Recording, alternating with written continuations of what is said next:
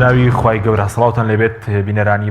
بەڕێز سی تەموزی هەموو ساڵێک ڕۆژی جیانی بەرەنگاربوونەوەی بازرگانیکردن بە مرۆڤە. بەپێی راپۆرتی ڕێکخراوێکی عێراقیش بازرگانیکردن بە مرۆڤ لە هەرێم و عێراق ڕووی لە زیادبوون کردووە. بە میواندارێک لە بەڕێزان سابیر عەبدوڵڵا کەریم بەرپرسی نووسینگەی سلێمانی دەستەی سەربەخۆیی مافەکانی مرۆڤ و بەدرێ ئیسماعیل ئەندامی پەرلەمانی کوردستان لە هەولێریشەوە بەشدار حەسەن پارێزەر تاوتوی ئەم پرسە دەکەین. سەرەتا راپۆرتێک دەبین دواتر لەگەڵ میوانەکانمان دەست بە گفتوگۆکەمان دەکەین.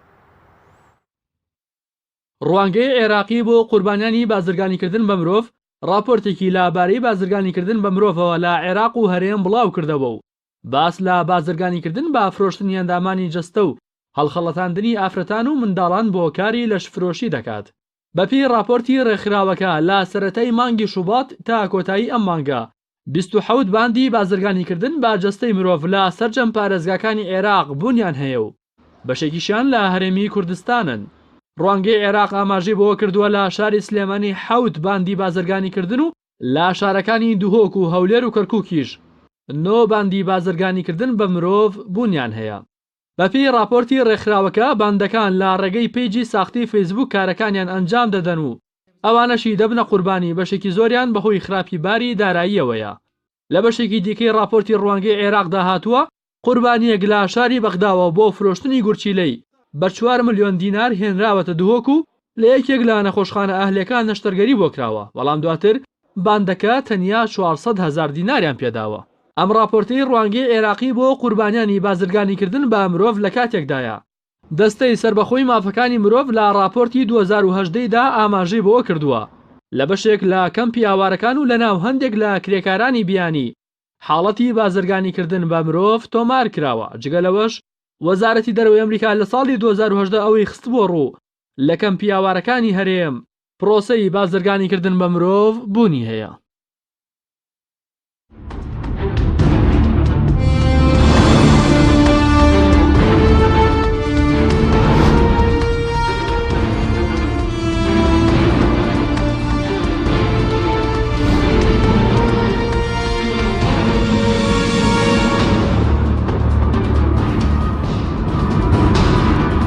جارێکتر سڵاوتان لەبێت بینێرانی بەڕێز، سوپاس بۆ میوانەکانمان کاک ساویر و خێرمێک سەرتە لە بەڕێستانەوە دەست پێ بکەین. سی تەموزی هەموو ساڵێک وەکو ڕۆژی جیانی بەرەنگاربوونەوەی بازرگانیکردن بە مرۆڤ دانراوە. ئامانج لە دانانی ئەم ڕۆژە چییە و ئایا دیاردەی بازرگانیکردن بە مرۆڤ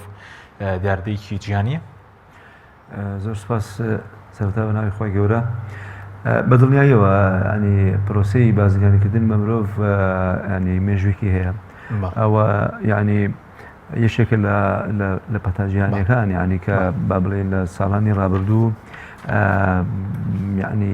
ئەتوانم بڵێم لە دوودەی ڕابردووە تاکو ئێستا زۆر بە خراپی ینی تەشەنەی کردووە و گەشەی کردووە بازرگانیە. ئەویش لە ڕێگەی دروستبوونی کۆمەڵێ باندی نێودەوڵەتی ڕێکخراو کە ئەم باندانە قازانجویستن ینی بە دوا پەیداکردنی پارەوەن لەسەر بنەمای یاخود لەسەر حسابی شکۆ و کەرامەتی مرۆڤ. ئیتر ئەو مرۆڤ ئەگەر مناڵ بێ، ئەگەر ژن بێ، ئەگەر کەسێکی گەورە بێ، یعنی ئەم باندانە تەنها لە پێناوی بەدەستهێنانی مشتێک پارە و داهاتەکەشی زۆر زۆرە ینی وە نەوێ بڵێ ینی ئەم باندانە پەیوەندیان بەیەکەوە هەیە لەسەر ئاسی ژیان، لەسەر ئاسی کیشوەرەکان، لەسەر ئاسی وڵاتەکان، ئەوانەی کە پێیان وترێ دەوڵەتانی هەناردەکار یعنی بەرهەمهێنانی ئەم جۆرە ینی کەسانی کە بازرگانی پێوا کرێ ینی هەندێک وڵات هەیە کە ناویان هاتووە لە راپۆرتە نێودەوڵەتیەکانە ئەم وڵاتانن کە ئەوانن کە هەناردەکاری با بڵێن مناڵ و ژن و مرۆڤن بە شێوەیەکی گشتی بەڵێ بۆ مەبەستی بازرگانی. ینی لە ڕێگەی ئەم باندە قاچاقچیە بێویژدانانەوە ینی کە بە شێوەیەکی ڕێکخرا و منەظەمە لەسەر ئاستی جیهان کە پەیوەندیان بە وەک وتم لە باندەکانی وڵاتەکانی کەوە هەیە. وڵاتانی تایپی دووەم با بڵێن جۆری دووەم ئەو وڵاتانن کە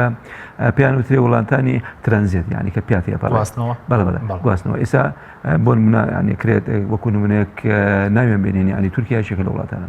ئەلبانیا یەکێکە لە وڵاتانە، یۆنان یەکێکە لە وڵاتانە، لە وڵاتانی عەرەبی لە سەر ئاستی دەوڵەتانی عەرەبی میسر یەکێکە لە وڵاتانە، توانم بڵێم یەمەن یەکێکە لە وڵاتانە. ینی ئەو جۆرە ینی ئەم جۆرە وڵاتانە ئەوانن کە ئەو کەسانە ئەهێنرێن ئەوێ و ئەوانە فترێک ئەحەوێنرێن و ئاماداکرێن بۆی کە بپەڕێنرێنەوە بۆ وڵاتی پێشوازی کار. بەڵێ بەس ئەی وڵاتانەی کە زۆرتی وتت هەناردەی ئەم جۆرە بازرگانی یاخود لەوێ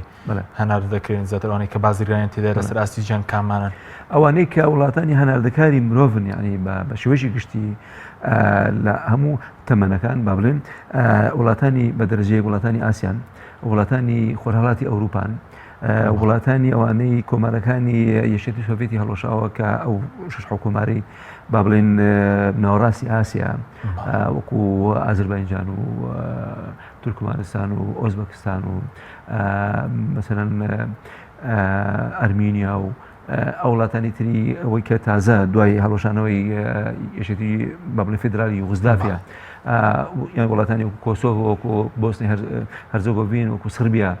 وەکو چیای ڕەش مەسەلەن ئەم وڵاتانە ئەوانن کە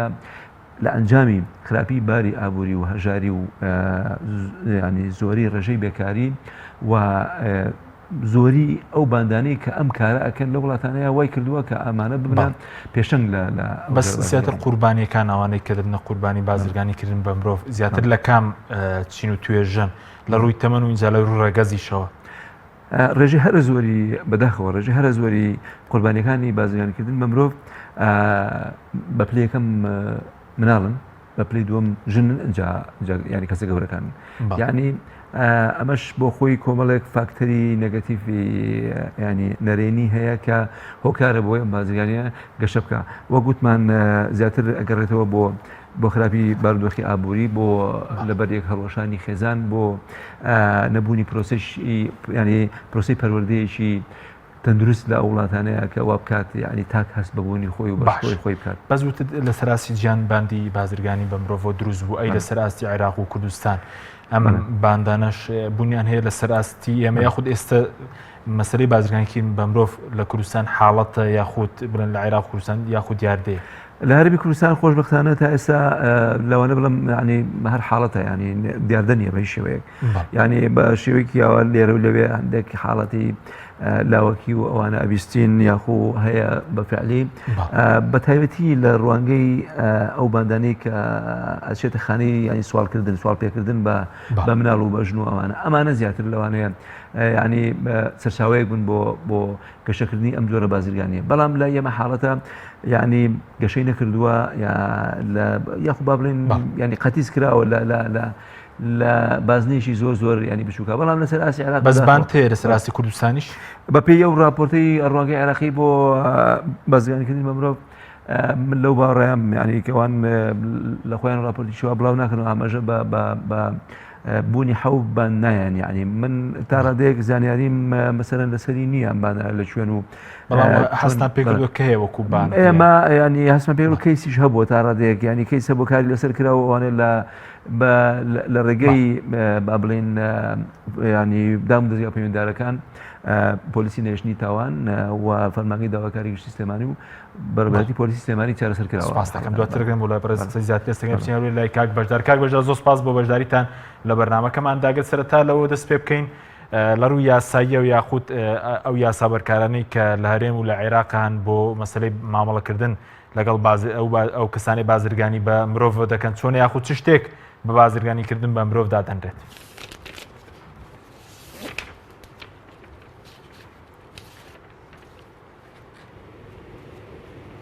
بەناوی خودای گەورە مێرەبان سڵاو لە جەنابەت و تەواوی کارمەندانی تەلەڤیزیۆنی کەناڵی پەیام سڵاو لەو میوانە بەڕێزەکەت سڵاو لە تەواوی بینەرانی کەناڵی پەیام. طبیعی ئەو دیاردەیەکی ئەمڕۆنیە و نوێنیە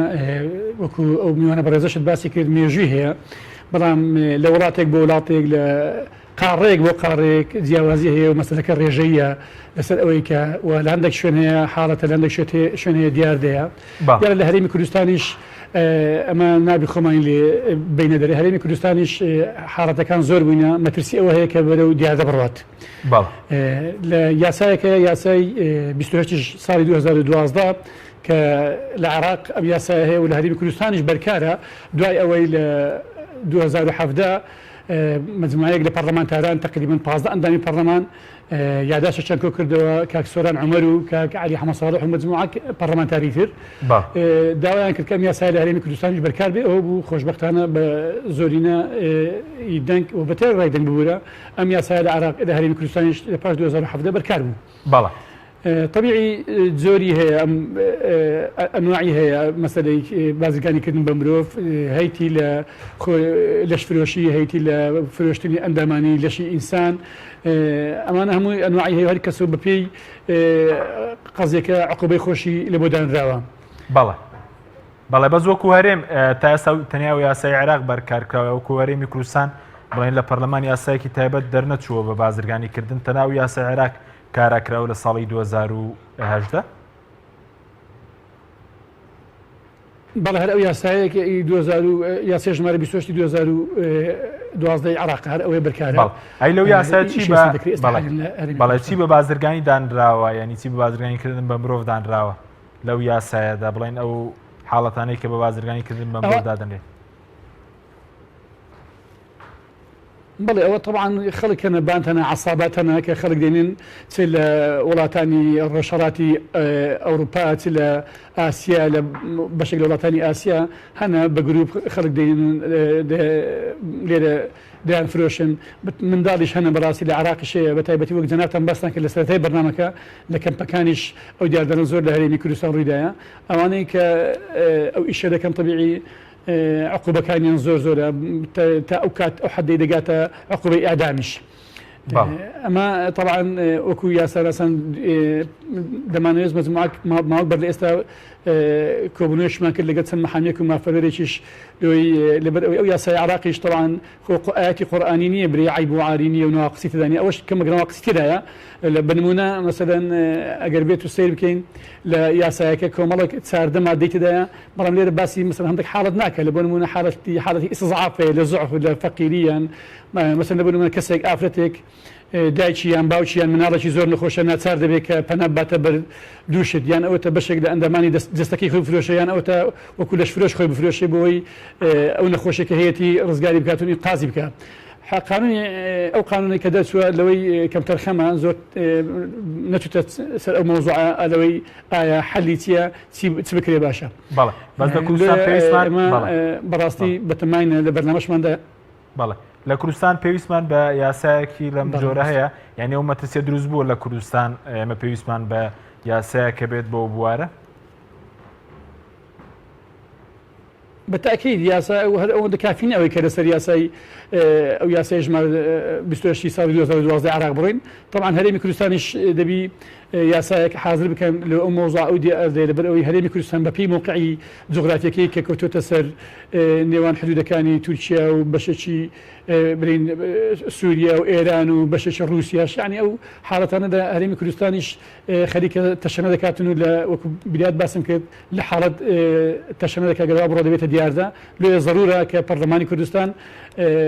بەم کارهەستی وەروە وەزارەتەکانی کار و کاروباری کۆمەڵایەتی وەزارەتی ناوخۆ ئەوقاف ئەوانە هەموو مفروزە بەڕای من دەبێت لیژنەیەک تشکیل بکرێتن لە خەڵک لەو وەزارەتانە لە خەڵکی یاساناز لە خەڵکی پسپۆر ئەوانەی کە خەڵکی ئیجتیماعی ئەوانەی کە علمی ئیجتیماعیان تەواو کردی بەحیسەکانی ئیجتیماعی لیژنەیەکی تشکیل بکرێت یاسایەک حاضر بکرێت لەبۆ ڕەدعی ئەو دیاردەیەکە لە هەرێمی کوردستان کە لە حاڵەتە بەرەو دیارە دەڕات. بەڵێ سپاس دەکەم دەتەگرم و لای بەڕێز لەسەر سزاکان چۆن قسە دەکەن دەگرم و لای بەڕێز بەدری خان جەنابی شت بەخێر بێ سپارەت بە مەسەلەی بازرگانیکردن بە مرۆڤ ئەوەندەی کێوە تێبینتان کردێ و حاڵەتانە چین کە لە کوردستانە ینی بوونیان هەیە وەک دەستنە چوارچێوی بازرگانیکردن بە مرۆڤ. بەنای خۆی بەخشندەی میهرەبان دەستخۆشی بە جەنابتان مودەتە تێبوومتان ڕستان سڵاو ڕێز و حرمەتی خۆشەویستیم هەیە بۆ بینەران و بیستەران کەناڵی ئاسمانی پەیام. طبعا مرۆڤ بوون بەلای خۆی پەروەردگارە گەورەترین بەڕاستی دروستکراوە بەلای ذاتی پەروەردگارەوە بۆی خۆی پەروەردگار لە چەندین نەسی قورئانیدا لە چەندین فەرمودەی صحیحی پێغەمبەری ئەکرەمدا عەلەیهی سەڵات وسەلام باز لە بەهای مرۆڤ لە گەورەی مرۆڤ لە سەلامەتی مرۆڤ لە فێرمان دەکا پێکەوە بوون ئارامی دروستکردنی ژینگەیەکی ئارام ئەمە بەڕاستی پێش ڕێکخراوەکانی مافی مرۆڤ ئاینی پیرۆزی ئیسلام چەند سەدەیەکە پێش ئەمە داکۆکی کردو لە حقوق و ئیمتیاز و ماف و گەورەی گەورەی مرۆڤ بەڕاستی ئیسلام فێرمان دەکا کە چۆن بەها و ئیمتیاز و گەورەی مرۆڤ پارێزراوە بێ ئەمە جێگەی خۆشحاڵیەکە الحەمدوللا شانازی بە دینەکەمانەوەکەین کە چەند سەدەیەک پێشەستا الحەمدوللا داکۆکێکی تەواوی کردو لە حقوقی ئینسان بۆیە ئێمە لێرەوە دەڵێن بەڕاستی مرۆڤ بەکۆی لەبوون هێنا بەتەکید من دەڵێم کە پێش ئیسلام کە بەهاتنی پێشەوامان فریاد ڕەسی بۆ بەشەریەت بۆ مرۆڤ بۆ ئافرەتان گەڕایەوە کە دەڵێن کەواتاماتە گشتگیرە بەهاتنی پێشەوامان بەڕاستی ئازادێکی ڕەهابوو مرۆڤەکان دەستەبەر بوو. جەنابەت باز لە بێگومان بازرگانی دەکەی جۆرەکانی بازرگانی دەکەی بێگومان یاسایەکە بوو لە دەمەوێت یەکشت بۆ برا بەڕێزە ڕاستکەمەوە دەستخۆشی لێ دەکەم یاسای بەرەنگاربوونەوەی توندوتیژی کە یاسای 28 2012 و لە 2018دا لە کوردستان لە خولی چوارەمی پەرلەمانی کوردستان بەرکار کرا بەڵام کە یاسایەکی تایبەت نییە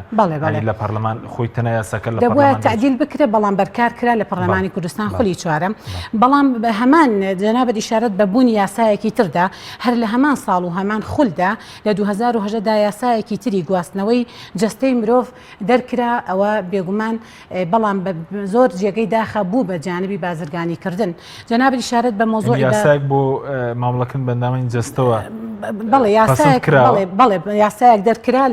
لە خولی چوارەمی پەرلەمانی کوردستان بۆ گواستنەوەی جەستەی مرۆڤ ئەمەش طبعا ئەمە ئەگە بچیتە ناو ڕۆ کوردەکاریەکەمە بۆ حقوقی ئینسان و ئازادکردنیەکی جەستەی ئینسانێکە لە مردن و لە نەقص و لە هەر شتێک لەمانە هەڵبەتە ئەمە بە یاسا لە 2010 لە بازرگانی بۆ نمونە کە بەر شێوازی یاسای گورچی لە بفرۆشە یاخود ئەندامەکانی ترمە بەست لەوەیەوە بەڵێ بەتەکیید بەسم ئەو یاساشە لە لەگە هەمان کات و ساڵ و خولدا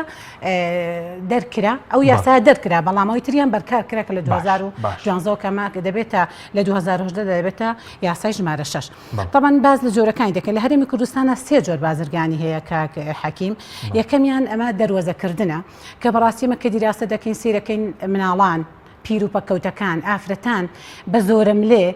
دەروەزەکردن و سوالکردنیان لەسەر شەقامەکان پێدەکرێت ئێستا بۆ نمونە جۆرێک هونەر بەکارهێنن لە جۆری دەروەزەکردن و سوالکردن بۆ نمونە بە بیانوویکی لێنکس فرۆشتن بە بیانی بنێش فرۆشتن بە بیانێک بە جۆرێک لە جۆرەکان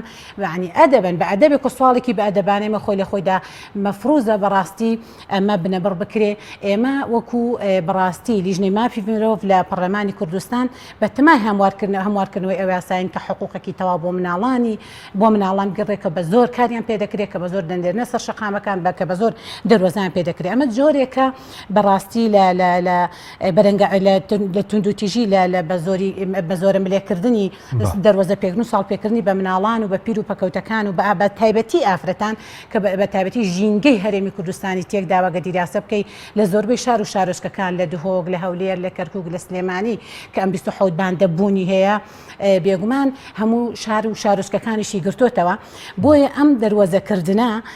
ژینگەی هەرێمی کوردستانی تێکدا و چەندین کاری سلبی لێکەوتۆتەوە چەندین کاری دەستدرێژی لێکەوتۆتەوە چەندین کاری کوشتی لێکەوتۆتەوە چەندین کاری ڕفاندن و بێسەر و شوێنکردنی لێکەوتۆتەوە مە جێگەی داخە کە دەبێت دیراسە بکرێت حکومەتی هەرێمی کوردستان ئیش بە یاساکە بکرێت ئیشی پەرلەمانی یاسا دەرکا بەڵام ئیشی حکومەتەکە ئیش بە یاساکە بکات خاڵی دووەم بێگومان بەڕاستی توجارەتە بە جنسەوە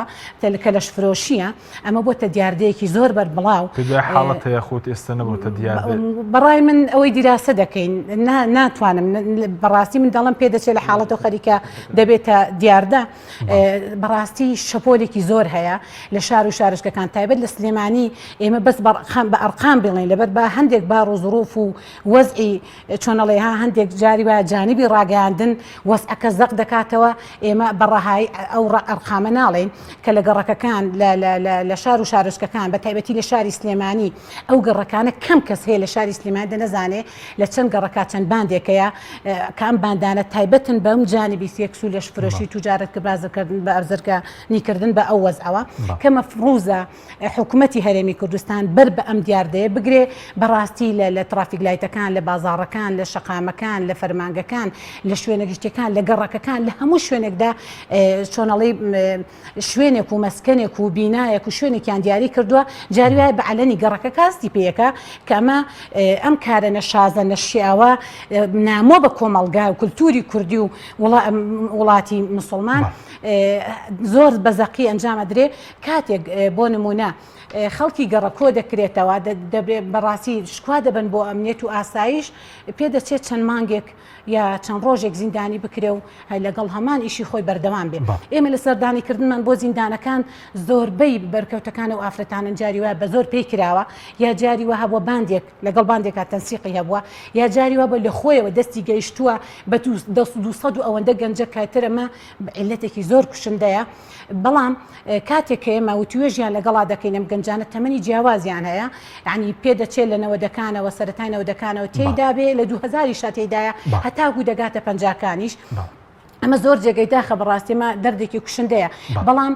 من کاتێک کە سەردانی زیندانەکان دەکەین پرسیاریان دەکەن پێدەچێڵە و پەڕی زۆر بگیرێن 6 مانگێکە و یا بە زۆرە لێن برا و باوکو کەسمان پێمان دەکا یا ڕەخبەتە یا حاجەی ژیانمانە یا هەیە کرێتی و دەڵە پێی ناژیم بەو بڕیرە فێر بووە مەعیلەتێکە و بۆ لەناو کۆمەڵگای کوردیدا بڵاوبێتەوە خاڵی سێم بازرگانی کردنە بەجەستەوە ئەمەش بەڕاستی ئێمە وتمان لە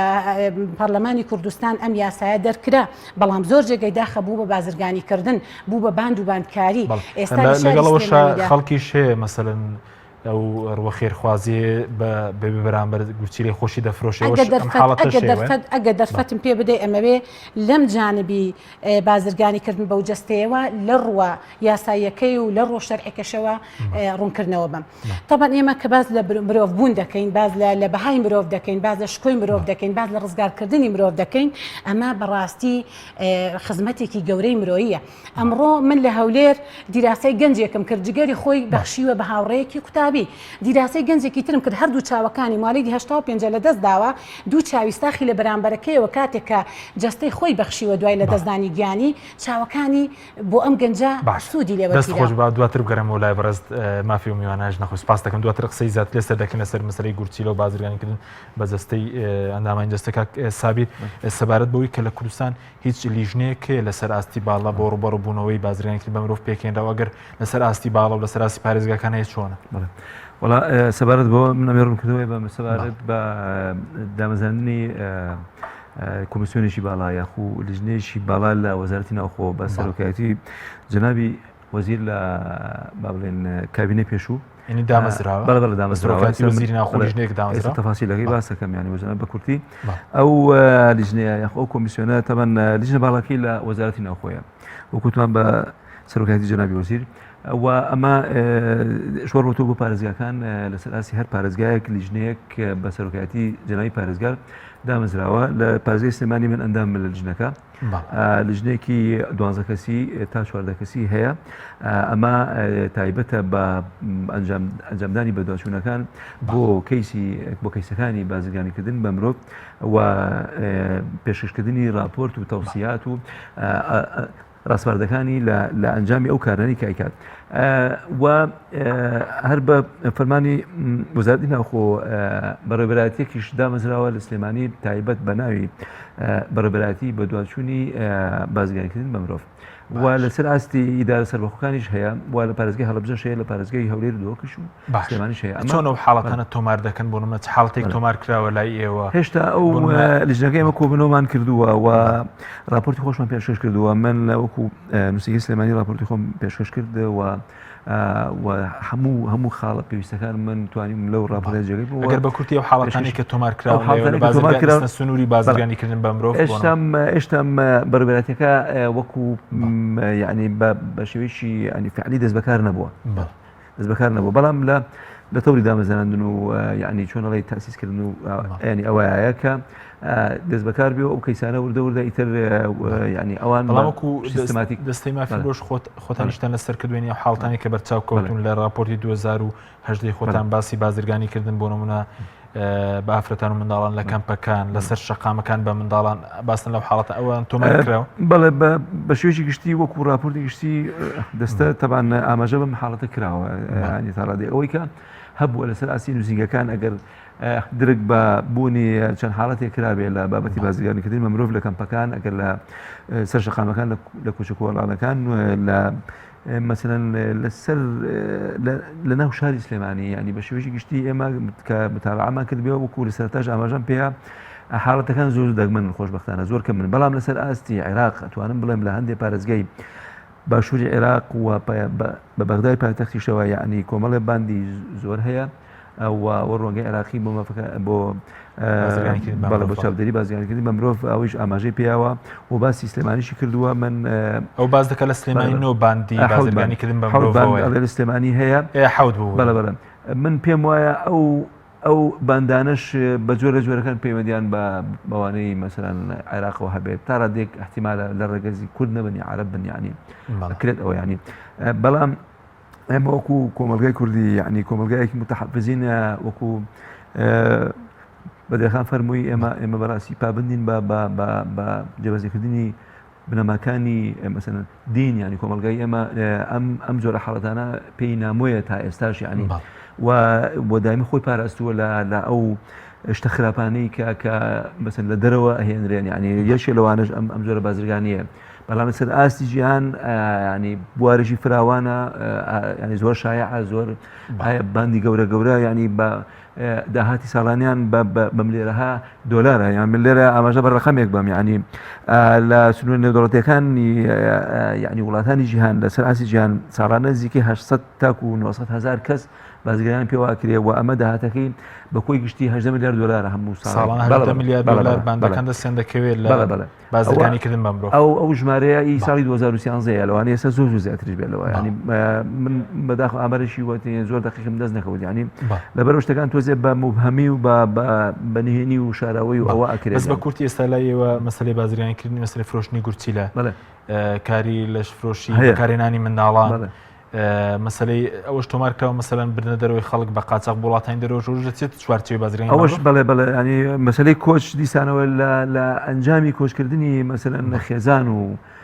ینی خەڵکی گەنج لە کچوو لە کوڕ و مەسەلەن لە حتا ئافرەتی مەسەلەن کە بە شوژ ینی کە مەسەلەن کۆچەکەن بۆ دەرەوە لە ئەنجامی کۆچکردن لە ڕێگا ینی ئەو جۆرە حاڵەتانەمان بیستووە بەڕاستی چیرۆکی ئەوانەشمان بیستووە کە لەو ڕێگای چێن بەسەر هاتووە یان بەتایبەتی خێزانەکان کە زۆر جار بەداخەوە لەلایەن هەندێک خەڵکەوە مەسەلەن قاچاقچیەوەی کە پێیان قاچاقچی مەسەلەن دەستدرێژیان کراوەتە سەر ئەو جۆرە حاڵەتانە هەیە و تۆمار کراوە لە بەڕێوەبەراتی با بڵێن کۆچبەران و ئەوانش هەیە ئەو جۆرە چیرۆکانە ینی ئەوانەمان بیستووە سپاس دەکەم دواترگرم و لای پەڕێزی و لای کاک بەشدار کاک بەشدار سەبارەت بە سزا ینی سزای پێویستدانراوە بۆ ئەوانەی کە بازرگانی بە مرۆڤ دەکەن سزاکان چۆن و یاخود چۆن پۆڵێن کراون بەڵێ طبيعي بس بيش جاي بسارة كدنا سبارة بو ياسانة كلا هريم كردستان هي سياسة توجي خزانية أو ياسة جمارة شاشي أو أو خش كبر زمان ولا سكت زور زيادة لقى أو ياسة جمارة بستوهشتي صار دوازدي حكومة العراق أو حكومة العراق زور مفصل ترى تفصيلي زيادة تدايا بلى دمي بس أنا راس بكمان أبي كاش أم دمي بس كمان قانوني طبعا العراق صار يزار نص شيء سنو لياسة جمارة سطو يازدا أو ياسا دو كاتيو أو ياسا هر هي بلا بمرور زمان لما صار لها اشتاء كان زارك تعديل كراوته لها اشتاء تعديل كراوته حتى جيش تصدر 2012 بس عندي مراحل هاتوا هالزارو بجورك ببي ظروفه وضعي ولات طبعا ياسا همار كراوته 2012 طبعا أو 2012 لتي سود ورجيلا وسود لا بروتوكولي البروتوكول شيء متحدة والجداوة ك ناي بروتوكول ك باليرمويا بروتوكول باليرمو كورات عراق إذا أندامه واجب كل البروتوكول كمالك بنودوش مرزي دانا وهو ببيه ظروف الزمن ولاتش طبعا زيايا لا قانوني عراقي طبعا ببي عمر فرقي هي او مساله اگر بيتو اواني كتمنيا الاخوان هجد صار بيتن عقوبه كان زور مشددتون ده رنقه حتى بقات اعدامش ولحالاتش كش اگر بيتو بشوي زغد بي مثلا فروشتن وكرين فروشتن بزغد بي يعني مقابل استغلال كدري مهنه بي مثلا لبنونا او كساني كصاحبي مهننا لبناي مهنه كان استغلالي او كسان كان كالبردستيان كار كان او انا هم عقوبه قانون عراقي عقوبه بودانا عقوبه كان شيء طبيعي بين صار هيتا 10 ساڵ و 15 ساڵ و تا مؤبد و تاکو ئەدامیش و هەروە لە هەندێک حاڵەت قانونی عراقی عقوبەی لە بۆ دانا دەڕێ جگەلەوەی کە 5 ساڵ حکم بکرێت 5 میلیۆنیش غەرامە بکرێت لە 5 میلیۆن هەیە تا 10 میلیۆنیش غەرامە هەیە ینی دوو عقوبە پێکەوە پارە و سزن هەرێمی کوردستان لەو ناحەیە تۆزێک مقەسرن بەڕاستی قانونەکەی عراقی مفەسەڵترە عقوبەکانی مشددترە و تونترە بەڵێ بەس وەکو سزاکان وەکو پێویست جێبەجێکراون بۆ نمونە راپۆرتی وەزارتی دەرەوەی ئەمریکامان هەیە بۆ نمونە ڕوانگەی عێراقیمان هەیە راپۆرتی مەسەلەن ڕێکخراوی لێبوونی نێودوڵەتیمان هەیە لەبارەی بازرگانیکردن بە باشتر هەندێک حاڵەت لە کوردستانەکە وەکو پێویست سزا هەبووە لەلایەن دادگا ئەوە طبعا هەیە بڵێنیە سزاکان هەنا بەڵام بەڕاستی ئەوەش جیاوازە مەسەلەن دەبینی لە حاڵەت لە حاڵەت وەکو پێویست ئەو ناتوندێ نیە بەڕاستی مەفروض ئەو حاڵەتەنە زۆر تون بکرێتن زۆر تەشدید بکرێت بە تایبەتی ئەوانەی کە تەمەنیان لە 18 ساڵیە بەڵێ بەس پێ دوایە وەکو ئەوەی کە حاڵەتەکان وەکو پێویست سزانەدا پەیوەندی بەوەیە کە بەرپرس بۆ نمونە لە پشتی ئەو باندانە بن پێ دوای ئەو باندانەی کە بازرگانی بە مرۆڤەوە دەکەن چی لە عێراق و چی لە هەرێم بەتەکیت بەڵێ بە دڵنیاییەوە بەرپرسان زۆر لە پشت ئەو مۆزوعانەوە مافیانە و باندن و عساباتەنە چ بەرپرسانی هەرێم چ لە بەغداش لە پشت ئەو مۆزوعانە زۆر جار لە قۆناغی لە سەرەتای دەستگیرکردنی هەندێک حاڵەت یەکسەر ئازاد دەکرێن و بەڕێزا دەکرێن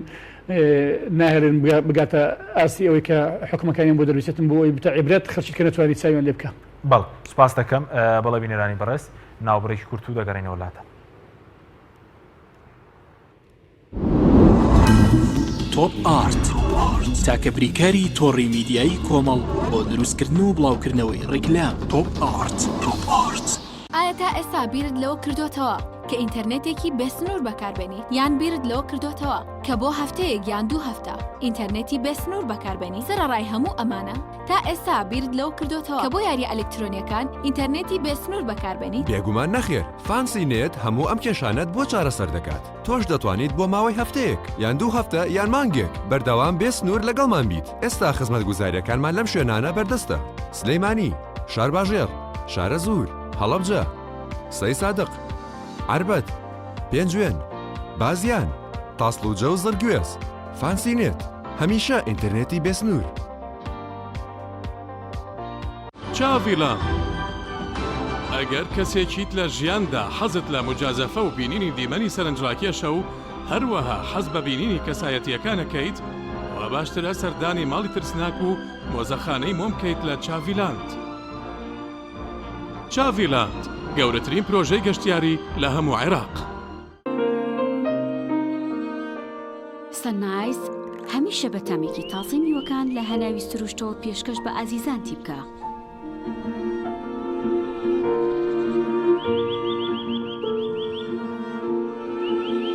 شەربەتی سەنایز تامێک لە سروشتەوە. شەربەتی سەنایز تامێک لە سروشتەوە. هەمومان حەزمان لە برنجە. برنجێک تامی ڕاستەقینەی برنجمان پێ ببەخشێ. بازار جملەی دێت لە برنج بەڵام بژاردەی من برنجی دۆلفینسیە. بە تام و بۆن هاوشێوەی برنجی کوردیە. 100% سروشتیە. برنجی خڕی دۆلفینسی شێفە گەورەکان سەرسامەکات. بۆیە بێدوودڵی بژاردەی من و کابانی ماڵە. تا ئێستا زۆر جۆری برنجم تاقی کردوتەوە بەڵام هیچیان وەک دۆلفینسی نییە. تامێکی ترە ئێوەش دەتوانن تاقیکەنەوە. دۆلفینسی باشترینمان بۆ هەڵبژاردن. تۆپ ئارت تاکە بریکاری تۆڕی میدیایی کۆمەڵ بۆ دروستکردن و بڵاوکردنەوەی ڕیکلام تۆپ ئارت.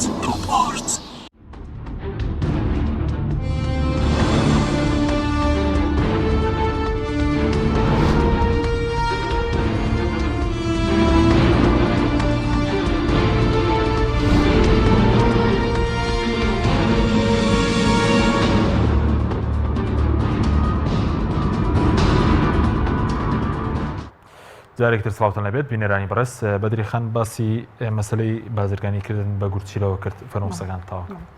باسی خاڵی سێممان کرد لە بازرگانیکردن بە جەستەی مرۆڤۆیش کە زیاتر گورچی لە بەڕاستی لە ناو هەرێمی کوردستاندا زۆر باوە بەڵام خەریکە تەبان ئیساراکە بۆ جگەر و بۆ چاو بۆ کۆی ئەندامانی جەستە بەڵام من کە لێرێدا ئیشارە بە گورچی لە ئەدەم کەوتمان یاسایەکیش لە هەرێمی کوردستان لە خەڵی چوارین پەرلەمانە دەرکراوە بۆیە زیاترەوە بابەتە زەقەکەم بەڵام بەداخەوە یاساکە بۆ بە بازرگانیکردن تەبان ئێمێستا گەر دیراستەی ئەو وەزع بکەین لە هەرێمی کوردستانە ئێمە وەکو لیژنەی مافی مرۆڤ چەندین یاداشمان بۆ هاتووە لەسەر دەستدرێژیکردنە سەر ئەو مناڵانی کە لە کەمپەکانن ئاوارەکانن کرێکارە پیانیەکانن بۆ نمونە لە کەمپی ئەربەت تقریباً زیاد لە ژمارەکەی لە سەدی پەڕاندووە کە مناڵی خواردە ساڵیان بردووە بە مەبلەغێک بە حساب بە بیانووی پارەیەکی زۆرە و گورچی لەیان دێرناوە لە بەرامبەریشدا درهەمێکیان پێ نەداون کە بۆ لیژنەکەی هاتووە بەڵێ مەکە بەڕاستی ئەمە تەبەن بەداتا بۆ ئێمە هاتووە کە بەڕاستی پێشێلکردنی مافێکی زۆر پێشێلکردنی گەورەیە بەرامبەر بە مناڵان وەرامبەر بە خودی مرۆڤ کە بەڕاستی ئێمە وتمان ئەم یاسایە خەریکە دەبێتە بازرگانیکردن زۆر جێگەی داخە کە حکوومەتی هەرێمی کوردستان بەرپرسە لە ئازاو یاسایە مەفروزە هەموو دام و دەستگا فەرمانگاکانی لێ ئاگادار کاتەوە تا ڕوانگەی عێراقیش ئەوەی کە بۆ بازرگانیکردن لە مرۆڤ باسی ڕووداوی دەکات دەڵێ کەسێکیان لە بەغدا و هێناوە بۆ دهۆک بە 4 ملیۆن دینار گورچیلەکەی بفرۆشێ بەڵام دواتر تەنە 400,000 دیناریان پێدا و لە یەکێک نەخۆشخانەکانی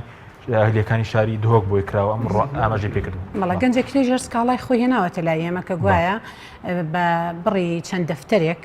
وابزانم زۆر حاجەی بۆ پارەکە هەبوو بۆ پێداویستی وابزانم چارەسەرێکێک لە ئەندامانی خێزانەکەی بە بڕی 3 دەفتەر بە پشتەوە ڕێکەوتون ئەنجام هەم گورچیلەکەشیان دەرهێناوە هەمیش بە نەخۆشی بەجیان هێشتۆ و هیچ پارە و دەرهەمێکیان پێنەداوە بۆیە من ئێستا گەر بۆ نمونە باس لە مۆزوعی ئەم یاسا بکەم لەسەر بەخشین یا گواستنەوەی جەستە بۆ مرۆڤ چەند بوارێکی هەیە بواری یاسایی هەیە بواری مرۆیی هەیە بواری طبی هەیە ئێمە گەروار باز لە بوارە یاساکە بکەین وا باس بە یاسا خراوە کە دەبێت بەو سیستمە و بەو مادانە ئیش لە هەرێمی کوردستانە بکرێ بۆ گواستنەوەی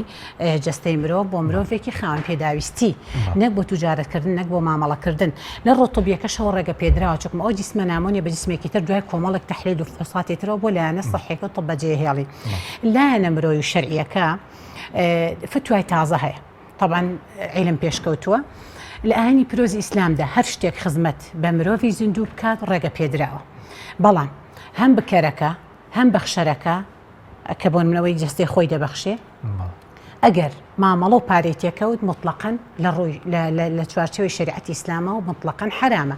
ئەگەر یەکێک هەستێکی مرۆیی هەبێ بێوێ خۆی ئایا خوێن دەبەخشێ بەشێک لە جگەری دەبەخشێ ئایا چاوی دەبەخشێ ئایا دڵی دەبەخشێ ئایا گورچیلەی دەبەخشێ ئەمە هەڵبەتە دوای مردنامە هەندێک هەیەڵێ دوای چەند کاتژمێرێک ئەو جەستانی بە ئەم دەمرن وەسێت دەکا کە جەستەکەم هەم لە کولیە ئەوانەی خوێنکارانی طب بە دیراسە و دەرسی لەسەر خوێنن یا کەسێک کە جەستەی نەقسێکی هەیە ئەو نەقسە پڕکاتەوە پێویستەوە لە ڕووی شەرعەوە مادەم مردوویەک دەیەوێت خزمەت بە کەسێکی زیندوو بکە لە ڕووی شەرعەوە ڕێگە پێدراوە کەسێکی تر ئەرکێکی ئینسانی لەسەر دروست دەبێ ئەوێ لە ناو کە سوکارە لە ڕووی هاوڕێتیەوە لە نەهر کەسێکی تر بۆن لێستا لە وڵاتانی ڕۆژاوە ئەم هەستە ئینسانیە زۆر باوە بەڵام هێشتا لە هەرێمی کوردستان عێراق تۆزێک نامە و تۆزێک خەوف و ترسی هەیە بەڵام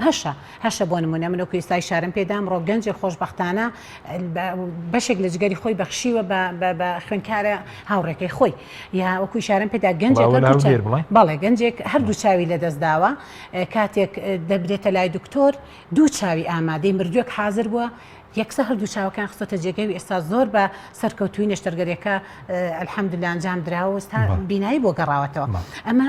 بەڕاستی ئەرکی مرۆییە ئەگەر کەسێک خۆی بە اختیاری خۆی بە ڕغبەتی خۆی بێوێ ئەندامەکانی جەستەی ببەخشێ ئایا دوای مردنی یاخود پێش مردنی بەشێک لە جەستەی ببەخشێ ئەمە ئەرکێکی مرۆیە لە ڕوانگەی شەرعەوە شەرع ناڕازیە پێی و بگرە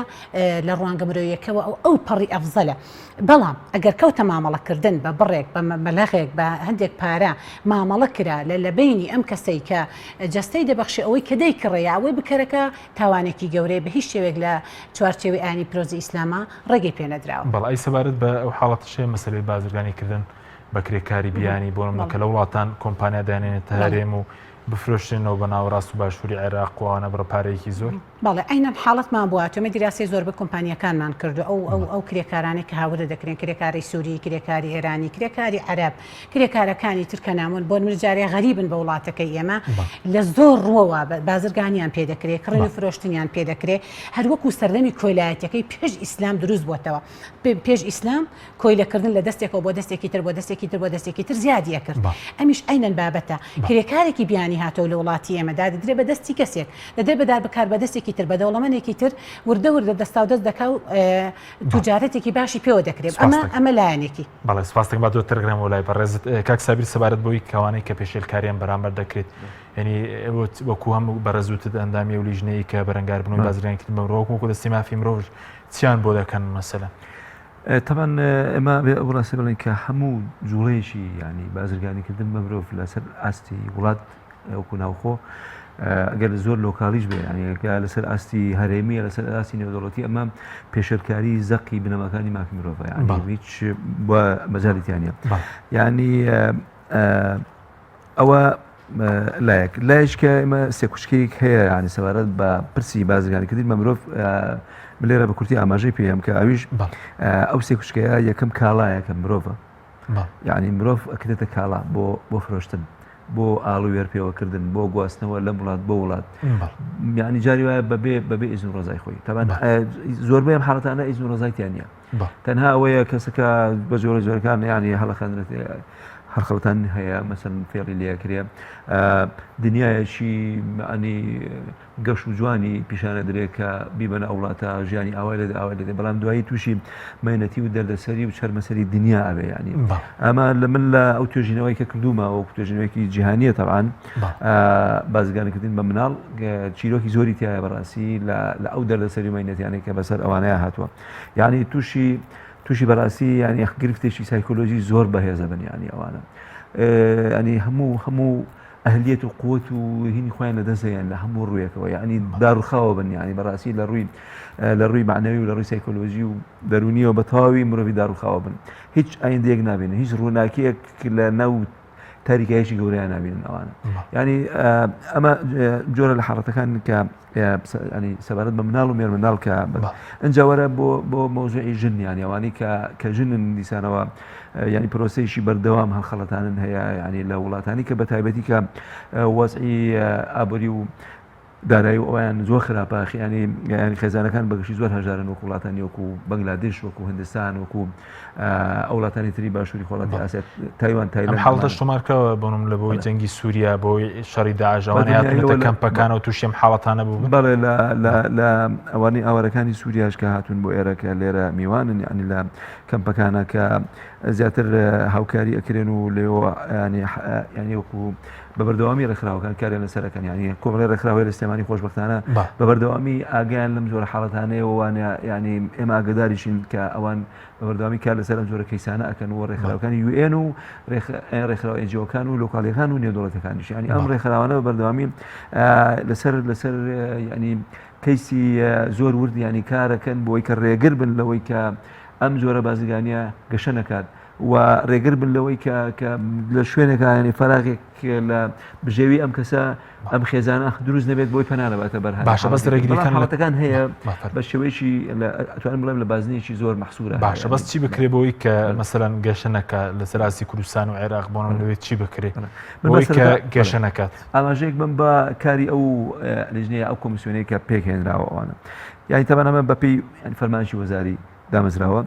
وەگوتم لە سەر ئاستی هەموو پارێزگاکان وە لەسەر ئاستی هەردوو ئیدارەی سەربەخۆی گەرمیان و ڕاپەڕین ئەو لیژنەیە دامەزێنراوە و ینی میکانیزمێکی بۆ دانراوە کۆمەڵی ڕێنمایی زۆر باش هەیە کە کاری لەسەرەکرێ و ئەو بەڕێوەبەراتیش کە وتم لە هەموو شوێنەکان لە ئیدارەکانیش و لە پارێزەکانیش دامەزراوە کارەکانی چینە و لیژنێ کارەکانی مەهامەکانی ئەوە ئەبێت کە بە هەموو شێوەیەک ینی ڕاستپاردە و پێشنیار و پرۆژەی جوان پێشکەش بکات تەبەن بەڕایبێژ و بە دیالۆگ بە گەشتن بە کۆمەڵی دەرئەنجام و ڕاستپاردەی جوان جاو کاتە بۆی کە ئەم حاڵەتەی کە لای ئێمە تا ئێستا وەک بوتمە حاڵەتە نەکو دیاردە بە هیچ شێوەیەک دیاردە نیە یعنی بە ئەمە کۆمەڵی کوردستان دڵنیا بێت لەوەی کە مەوزوعی بازرگانیکردنی بە مرۆڤ لای ئێمە یعنی کاڵێن حاڵەتی شار دیسانەوە لە بازنێکی بازنێکی زۆر ینی قەتیس و بچووکایە باش بۆیە لەبەرەوە ینی کۆمەڵی حاڵەت لێرە و لەوێ لە بابەتی سوالکردن و لە بابەتی مەسەرەن کاری مەسەرەن باندی سێکسی و ئەمانە کە هەبێ بەڕاستی ئێمە پێی نامۆین ینی لەوانەیە بۆمان هێنرابێ ینی لە ڕگەزێکی ترەوە لە شارێکی ترەوە ئەجینا وەکو ئەوی کە بڵێن بەس بە کورتیەوە گەر ئێستا نووسینگە هەیە کەسێک مەسەڵەن غەدری لێکراوە ئێستا دەوێت سکاڵە تۆمارکە توانێت لەکوێ بۆمە چی بکات ئەتوانێت منە یان خەڵکی لە بابەتە کەیسێکە بێت مەسەڵەن بە جۆرە جۆرەکان و هەموو نهێنشی ئەپارێزەوە کەیسا ئەتوانێت سەردانی ئێمە بکات لە سلێمانی لە شارەکان هەیە بەڵێ هەیە ینی ڕوبەڕوبڕووی بازرگانی بە دواسوونی بازیانی مرۆڤ بۆ گوتم دامەزراوە بەڵام تا ئێستا میکانیزمی ماوە تەواو بێت ینی بە تەواوی دەست بەکار نەبووە کە بتوانێت کەیس وەرگێت چکەی دەست بەکارە بە کەیس وەرگن پێویستی بەستافە ینی ساپەکە لای ئێمە لە کۆبنەوەی داهاتووە لەوانەیە ئەو بۆژوایەک لای بکرێتەوە ئێمە چاوەڕی لیژنەی باڵاکەین سپاس دەکەم کاک بەشدار بگەرم و لای بەڕێز سەبارەت بە مەسلەی ئەوەی کە پێ دوایە ئەم حاڵەتی بازرگانیکردن کە حسابی دەڵە حاڵەتە بەلیژنەیەکی وەزارەتی ناوخۆ یاخود پێویستمان بەلیژنەیەکی فراوانترێ بە بچوونی بەڕێزت بۆ ڕوبەڕووبوونەوەی ئەم حاڵەتەوە گەشەنەکردنی لە کوردستان. زۆر سپاس بەس من دەمێت لە بۆ برای بەڕێزی خۆشەویستم کاک سابیر ینی پێی بڵێم ئەوەندە قەتیس و بچووکنی ئەوەی کە ئەو باسی دەکات دیار دەکات زۆر قەتیسە و بچووکە نەخێت دیاردەکان زۆر زۆرن و ئەگەر پێشی خۆشە من پێم خۆش نیە لە شاشەی تەلەڤیزۆن هەندێک هەیە باسی بکەم پیاسەیەش پێکەوە لەناو هەولێر و سلێمانی دەکەین بزانە من چەندین دیاردەی هەر بە ئاشکرا پێ خۆش وەکو پارێزەرە و حاڵەتانێکی تر بەتەکیر زۆریشم لایە بە ئامار هەموو زۆریشم لایە بەڵام لە تەلەڤیزۆن پێم خۆش نیە هەموو مۆزوعێکی ئینسان باسی لە وڵاتی خۆی جەروارێک کە خەڵکی وا بترسێت بەڵام هەیە حاڵەتەکان زۆر زۆرن دەمەوێت شتێکش باس بکەم قانونی عراقی باسی هەر زیندوای نەکرد باسی مردوانیشی کردو لە مەسەلەی فرۆشتنی جەستا طبیعی لێرەش عقوبە لەبۆ کەسانەش دانرایە کەسێک بەر لەوەی دەمەی زۆر جار وەسیەت دەکات ڕێگەر مردم ئەندامێک لە لەشەکەم مەسەریان دوو ئەندامیان سێ ئەندام لە جەستەکەم بدەن ئەو کەسانێک کە پێویستیان پێەیە وەکو خێر و وەکو خوشکە بەدریێش باسی کرد ئەگەر بێت بەرامبەربیتن نەشەرعیش و لە قانونیش منعی نەکردی ئەو حاڵەتانە شەیە بەڵام حاڵەتی شەیە جاری وایە مەسەرەن دکتۆرەکانیان مستشفیات علمیان هەیە لەسەرەوەی ئەم دیاردەیە ئەم بەخشینی ئەندامە لە جەستی کەسێک بۆ کەسێک بە پارە کراوە ئەگەر دکتۆرەکە بێت و علمی هەبی یا مستشفیاکە علمی هەبی قانون عقوبەتی زۆر تونی و مۆزوعش دانای بە تایبەتی و قانونی عقوبەتی ئەوەی عراقی یاسای ژمارە 2012 زۆر تەشدیدی لەسەر ئەو مۆزوعش کردیە حەزم لێ بە ئەوش بە زەنابتان ڕابگەێنم خاڵێکی تر ئیرادە و ئەهلیە ئەگەر ئەو کەسانە کە ئیرادەیان نییە مثلا منداڵن لە خوار 18 ساڵینە کە سوکاریان بە ئیزباری مثلا جەستیان پێ دەفرۆشن ئەوانش قانونی عراقی لەوەش عقوبەتی توندی داناوە هەروەها ئەو کەسانێکی ئەهلیەیان نیە مثلا لە ڕووی عەقلیەوە ئەگەر بێت و سنیان عمریان لە سەرەوەی 18 ساڵیش بێت ئەوانە ناکرێت جەستەکانیان لێ بفرۆشتیان مستشفیات ئیش لەسەر مۆزوعانە بکەن حاڵەتە شریکە ئەویش لە منطقی جنوب ئێستا لا يزال هەیە و لە هەرێمی کوردستانیش حاڵەت ئەو حاڵەتانە هەبووە بەڵام خۆشبەختانە ئەو حاڵەتە لە هەرێمی کوردستان زۆر کەم بۆتەوە مەسەلەی دیە بەژن واتە مثلا زۆر لە حاڵەتی کوشتن یان لە حاڵەتی ناموسانە لە مقابل ئەوەی کە ئەم تو شەرەفی منت بدێن ناموسی من بدێ ئەم دەبی ژنێکم بۆ خوشکێکی خۆتم بدەیتە یان کەسێکی کوشتووە ئەتو کەسێک دەمن کوشتووە مقابلی ئەوە دەبی ژنم بێت ئەوەش بەشەکە لەو مۆزوعی کە لە قانونەکەی عراقی باسی کردی لە هەرێمی کوردستان لە مۆزوعی تۆزێک کەمتر خەم بووینە ئەمێن دەمەوێت ئەوەش بە زەنابتان ڕابگەێنم لە قانونی عراقی هەتا طبعا زەریمە هەتا ڕوونەدا عقوبەی نییە وە بۆ معلوماتی زەنابتان یان ئەوتە جاری شروع عقوبەکەی کەمترە بەڵام لە قانونەکەی عراقی هەتا لە مادە حەفت باسی ئەوەی کردووە کە لە تۆڕە کۆمەڵایەتەکان جاری وایە قسە و باز لەسەر ئەو مۆزوعە دەکرێتن هێشتا زەریمەکە ڕووی نەدایە بەس کەشفبی ئەوە یەکسەر عقوبەی لە بۆ دانایە 3 ساڵ عقوبەی زیندانی لە بۆ دانایە باشە بەس وەکو لیژنەیەکی باڵا وەکو چارەسەریش پێویستی بە هۆشیاریە ئەم خۆپاراستن لە بازرگانیکردن بەمرۆ پێویستمان بە لیژنێکی باڵاترێ لەسەر بڵێن لە سەراسی وەزارەتی ناوخۆ زیاتر بێ وە کورتی بە سپاس دەکەم وەکو چارەسەری جێگە شتێکت مابێ طبعا طبعا ئەو مۆزوع کاکسابیری باسی کرد کە ڕێنمایی هەیە و لیژنە تەشکیل کردایە ئەو مۆزوع بە ڕێنمایی چارەسەر ناکرێت بەڕای من دەبی یاسایەکی تونتر و تۆکمەتر و ڕێکوپێکتر و پوختتر دابڕێژێتەوە یان ئەو ێسانەی کە هەیە زیاتر تەفعیل بکرێت و تعدیل بکرێتەوە یاسایەکەش وەکو باسم کرد بدایە لە خەڵکی تەکنۆقرات بێتن یانی کە لێزان بن و بە تایبەتی مامۆستایانی ئاینی ئەوانەی کە بەحسی ئیجتیماعین ئەو کەسی یاساناس لەوەی بتوانن بە تونترین شێوە ڕەدعی ئەو یادیاردانە بکەن هێرن لە هەرێمی کوردستان بە کورتی ئەگەر ڕێگرینەکەی مەترسی گەورەتر دروست دەکات بە کورتی بێ سوپاس دەکەم بە دڵنیاییەوە ئەگەر ڕێگرینەکەی زۆر مەترسی زۆر دروست دەکات لەبەر دیار دەکەن زۆرن ئەوە نیە حاڵەتەکە دو حاڵەت و سێ حاڵەت هەبێتن لە هەرێمی کوردستان یان برێن پێش حاڵەت لە سلێمانی تۆمار کرایە لە هەولێر لە سلێمانی لە دهۆک لە هەموو شارەکانی کوردستان کۆمەڵێک دیاردەی زۆر هەنا ئەگەر ڕاجینەکەین دەبێتە دیاردە سپاس دەکەم بەدرخان خولەکێکیش بۆ تۆ خولەکیش بۆ کاکساوی بە کورتی بێ سپاس دەکەم ئەگەر چاوەکو چارەسەری یاخود مەترسیەکانی و ئەگەر چارەسێک بدۆزرێتەوە یاخود ڕێگری لێ بکرێ ڕەنگە نەتوان ڕێبڕم بکرێت یەک تیشک خەمە سەر ئەو بابەتی کە مقاطعات کردم لەسەر مۆزوع کرێکارانە ئێمە وەکو لیژنەی مافی مرۆڤ سکاڵامان بۆ هاتووە وتمان دراسی کۆمپانیەکانمان کردووە زۆر جێگەی داخە بەدەرەوەی کە بازرگانیان پێوە دەکرێت هەندێک لە کۆمپانیەکان کە کاتێک خاوەنی کارن جیاواز و ممتلەکاتی ڕسمی خوانیان لێزەوت کردوون لەسەر بڕێ پارە ڕێکەوتن ئەو پارانەشیان دیسانەوە بەسەر قۆرەخ کردو دەستیان بەسەراگرتەوەش لێرەدا پێشێرکردنێکی تری مافی مرۆڤ بەدەبێت بەکرێکار دەکرێت جەنابەتی شارەت بە بنەبڕکردنی ئەم بابەتەدا لە کەمکردنەوە بنەبڕ ناکرێەوە هیچ تەمە نادەکەین کە بنەبڕکرێ بەڕای من دەبێت بە یاسایەک وەکو جەنابی ئەو برا پارێزەرە کاک بەشدار ئیشارەی پێدا بە یاسایەکی تێر و تەسەل و تۆقمە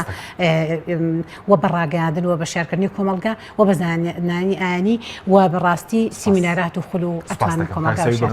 وڵا من ئەو کاتە مۆزوعی سێ خوشکەی بازرگانیکردن مەبرم تاوە نەکرد وتم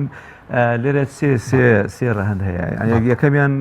کاڵا کە مرۆڤەکەی کە بازرگانی پێواکرێ بۆ ئەومە بەسە خراپانی کە باسمان کرد دووەمیان بازرگان یاخوباند ینی ئەو کەسی کە نێوەندکارە بۆ ئەم بازرگانیە و سێمیش بازارڕە کە جوڵی کاڵایە ینی جوڵەکردن بە مرۆڤەکە لە وڵاتێک وڵاتیشتر لە شوێنێک بە شوێنشتر بۆ مەسی بازرگانی من سپاس